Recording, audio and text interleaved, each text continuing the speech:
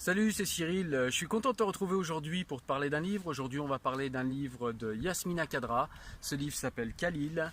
C'est aux éditions Roman Julliard. Allez, je t'en parle tout de suite, c'est parti. Alors déjà, ce qu'on peut dire de ce roman, c'est qu'il a été écrit par Yasmina Khadra, qui est un auteur algérien. Et Yasmina Khadra, c'est son nom de plume, tout simplement.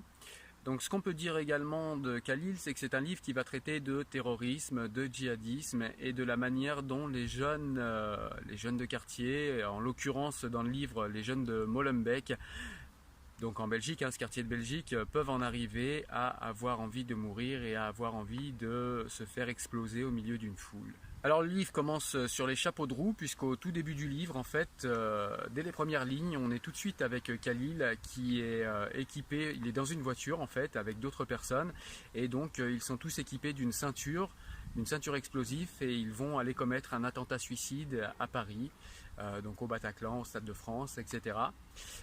Khalil, lui, doit aller dans le RER et se faire exploser au milieu d'une foule dans le RER. Donc, les autres vont commettre leur forfait, ils vont tout simplement se faire exploser, il va y avoir des attentats, mais Khalil, lui, quand il va appuyer sur le détonateur pour faire exploser sa ceinture, d'ailleurs il n'a pas hésité, il a bien appuyé, eh bien rien ne va se passer en fait. Sa ceinture, en fait, elle est défectueuse, il va se rendre compte après qu'il y avait un téléphone portable accroché à sa ceinture et que quelqu'un a cherché à tout simplement le faire exploser à distance au moyen de ce téléphone portable. Voilà. Et donc du coup, eh bien, Khalil n'est pas mort. Et alors qu'il s'attendait à mourir en martyr, il n'est pas mort et du coup il se pose plein de questions, il se demande comment ça se fait et donc le roman commence comme ça. Donc après, au fur et à mesure de l'histoire, en fait, Khalil va déjà essayer de revoir ses frères, donc il peut pas parce qu'il vient d'y avoir un attentat, donc forcément tout le monde reste dans sa planque, personne bouge, etc. Donc il va essayer d'aller voir sa famille, en l'occurrence sa grande sœur, Khalil. Il va aller voir également appeler chez ses parents, essayer de parler à sa sœur jumelle, puisqu'il a une sœur jumelle. Et voilà, donc, et du coup, à travers ces dialogues et ces rencontres, à travers ces échanges, enfin pas ces rencontres, mais ces échanges qu'il va avoir avec sa famille et tout ce qui s'ensuit, on va découvrir petit à petit l'univers de Khalil. Et qu'est-ce qu'on va découvrir dans cet univers? On va découvrir que Khalil, en fait, c'est quelqu'un qui a de mauvaises relations avec ses parents, qui a une haine envers son père, qui méprise sa mère. C'est quelqu'un qui est en manque d'idéal, quelqu'un qui n'aime pas la société dans laquelle il vit, il se sent comme un citoyen de seconde zone. Il a également des problèmes existentiels, il a aussi des problèmes identitaires, il se sent comme un étranger à l'intérieur de son propre pays, en l'occurrence la Belgique. Pourquoi est-ce qu'il se sent un étranger? On le sent dans le roman, c'est pas clairement dit, mais on sent que les jeunes dans ce quartier ils vivent selon un code de valeurs qui est différent du pays dans lequel ils sont. Donc ça pose une question de la pertinence d'élever des enfants dans un pays avec un certain système de valeurs en l'éduquant avec un système de valeurs complètement différent. Ça fait souffrir les gamins, en tout cas on le voit, on perçoit la souffrance à travers le vécu de Khalil.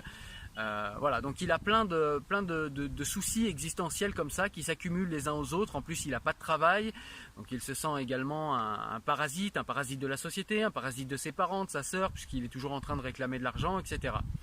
Donc voilà, ça c'est un petit peu la vie de Khalil avant qu'il découvre l'association, avant qu'il découvre cette association d'islamistes avec ce qu'il appelle ses frères. Voilà, et donc tout au long du roman, en fait, on va suivre Khalil. Il va reprendre petit à petit contact, quand les choses vont s'apaiser, il va reprendre petit à petit contact avec ses frères, ce qu'il appelle ses frères, c'est-à-dire tous les membres islamistes de l'association à laquelle il a adhéré.